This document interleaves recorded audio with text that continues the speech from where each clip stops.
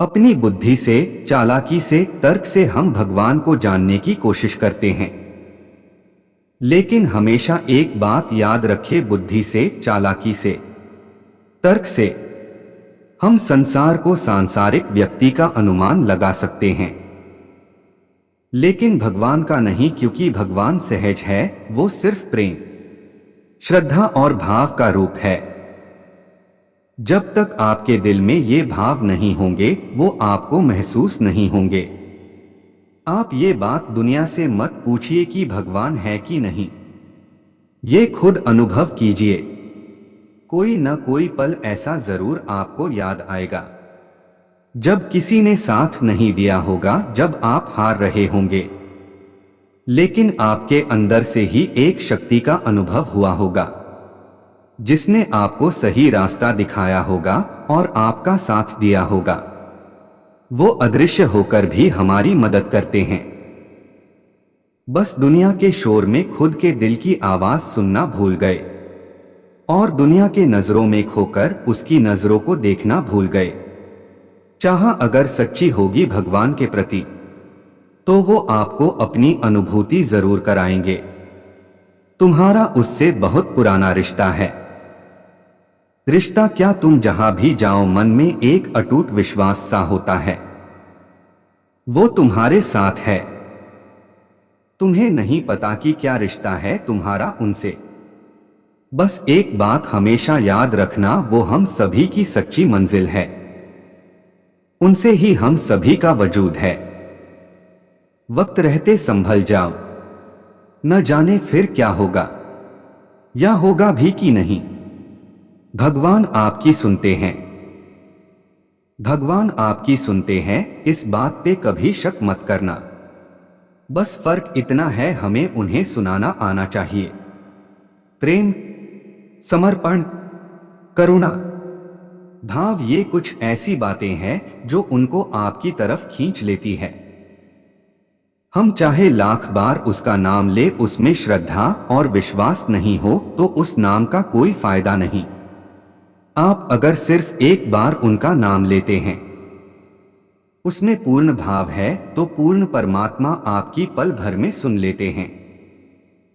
कभी कभी वो परीक्षा बहुत लेता है, तो ये बात याद रखना, उनकी परीक्षा में बैठने के लिए कुछ योग्यता होनी चाहिए। भगवान की परीक्षा में बैठने की योग्यता भी हम में होनी जरूरी है। जीवन में भगवान के लिए प्रेम होना जरूरी है, आप में करुणा होना जरूरी है। भले आप ऊपर से कितना भी कठोर बन ले, लेकिन आपके अंदर कितना कोमल दिल बैठा है, भगवान उसको ही देखते हैं। कहते हैं सबसे कीमती चीज माँ बाप उसको ही देते हैं जिसमें उसको संभालने की काबिलियत होती है। अगर आप में काबिलियत नहीं भी है तो माँ बाप आपको उस लायक बनाने की सोचते हैं। कैसे पता चले भगवान की हम पर नजर है?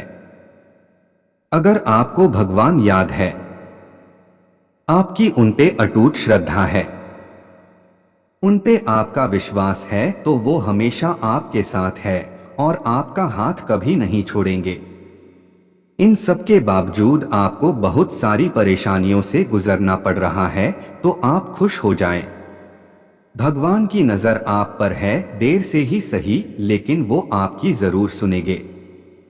शायद अभी हम उस काबिल नहीं है कि वो अपनी सबसे कीमती चीज हमें दे सके, इसलिए हमें वो उस काबिल बना रहे हो। कभी ये मत सोचना भगवान हमारी नहीं सुनते। जब ये ख्याल आए तो बस एक बार दिल की सुनना, जो एक छोटी सी चिड़िया की सुनते हैं, जो एक जानवर की बात सुनते हैं, जो एक पेड़ की, जो फूलों की, जो मन में धीरे से कही आवाज को भी सुन लेते हैं। तो क्या वो आपके शब्दों को नहीं सुनेंगे? सुनते हैं पर कभी कुछ कहते नहीं और बिन बोले सब कर जाते हैं और तुम्हें एहसास तक नहीं होने देते। भगवान से मिलने में केवल इस वक्त का फैसला है। कैसे करूं इस वक्त से शिकायत, क्योंकि केवल ये वक्त है। जो मुझे भगवान से मिलवा सकता है, भगवान सबकी मन की जानते हैं। भगवान को कोई ढोंग और दिखावा पसंद ही नहीं है। मीरा जी जब भगवान कृष्ण के लिए गाती थी तो भगवान बड़े ध्यान से सुनते थे। सूरदास जी जब पद गाते थे तब भी भगवान सुनते थे। और कहां तक कहूं, कबीर जी ने तो यहां तक कह दिया, चींटी के पग नूपुर बाजे वह भी साहब सुनता है। आप सोच सकते हैं कितनी से चींटी और कितने से नूपुर होंगे, फिर वो उसकी भी सुनते हैं। अरे जब आपको कोई दिल से याद करता है तो आपको पता चल जाता है, तो फिर क्या उनको पता नहीं चलेगा जिसने ये पूरा जहां बनाया है। न जाने कितने ही ऐसा उदाहरण है कि वो सबकी सुनते हैं, बस कोई सुनने वाला होना चाहिए। गजेंद्र हाथी ने ग्राह से बचने के लिए भगवान को पुकारा। द्रौपदी जी ने भगवान कृष्ण को पुकारा। कबीरदास, तुलसीदास, सूरदास, हरिदास, मीराबाई और न जाने कितने संत हुए जो भगवान से बात करते थे और भगवान भी उनकी सुनते थे। जब एक इंसान का भगवान पे शक नहीं हक हो जाता है तो मत पूछो फिर कैसा कैसा चमत्कार हो जाता है। जो अब तक नहीं हुआ वो हो जाता है। बन के रोशनी वो सारा अंधेरा दूर कर जाता है। भगवान सहज है, वो सिर्फ प्रेम, श्रद्धा और भाव का रूप है। जब तक आपके दिल में ये भाव नहीं होंगे वो आपको महसूस नहीं होंगे। जब आपका जीवन शुभ कर्मों से भरा होगा, किसी का जब आप दिल से बुरा नहीं चाहते होंगे, तब ये विश्वास रखना भगवान आपके साथ जरूर है। आपके जीवन में कभी भी ऐसा पल आए जब आप किसी की मदद कर सकते हैं और आपके दिल से आवाज आए तो जरूर करें, क्योंकि जो खुद की और औरों की मदद करता है भगवान भी उसी की मदद करता है। भगवान तो भक्तों के अनुरूप ढल जाते हैं। आप जिस रूप में दिल में उनको देखते हैं वह उसी रूप में आपको नजर आते हैं। उनके रूप अनंत है। हमारे मन के भाव हर पल बदलते रहते हैं। ऐसे भाव को, इच्छाओं को भगवान कभी नहीं सुनते, लेकिन एक ऐसा भाव जो आपके दिल से जुड़ा है, जो निष्काम भी है, उसको भगवान जरूर सुनते हैं। वह किसी रूप में आपको इशारा जरूर करते हैं। भगवान परीक्षा भी योग्य इंसान से लेते हैं जिन पर उनको भरोसा होता है। आप खुशकिस्मत है, आप पर भगवान भरोसा करते हैं। ये परीक्षा आपको आने वाले संकट से बचाता है और आपको मजबूत बनाता है। आपका जीवन अगर शुभ कर्मों और निर्मल भाव से भरा है तो भगवान आपके साथ है। सच्ची दुआ जरूर कमाइए। इसी के साथ एक कहानी है जिसमें एक बच्चे को भगवान पर विश्वास था कि प्रभु सबकी सुनते हैं। ये एक राजा की कहानी है जिसका साम्राज्य बहुत बड़ा था। उसकी सेना विशाल थी। वह जब चाहता था वो अपने सेना के बल पर किसी भी राज्य पर कब्जा कर लेता था। उस राजा का महल आलीशान था। हीरे जवाहरात की कोई कमी नहीं थी और इससे बढ़कर बात ये थी कि उसके राज्य में सभी लोग खुश थे। हर तरफ खुशी थी, किसी पर अन्याय नहीं होता था। दूर दूर तक राजा की जय जयकार होती थी। लेकिन एक चीज की कमी थी जिसे पूरा कर पाना उस राजा के वश में नहीं था। मतलब राजा के कोई संतान नहीं थी। संतान के लिए राजा ने बहुत कुछ किया लेकिन उसे संतान नहीं हुआ। लेकिन एक दिन उसके मंत्री ने एक ऐसे तांत्रिक के बारे में बताया जिसके तरीकों को अपनाकर कई सारे लोगों को पुत्र की प्राप्ति हो चुकी थी। यह सुनकर राजा बहुत खुश हुआ और अगले ही दिन उस तांत्रिक को अपने महल में बुला लिया। तांत्रिक ने राजा से कहा, आपको पुत्र की प्राप्ति जरूर होगी, लेकिन इसके लिए आपको एक बच्चे की बलि देना होगा। लेकिन संतान के मोह ने उसके दिल को कठोर बना दिया था।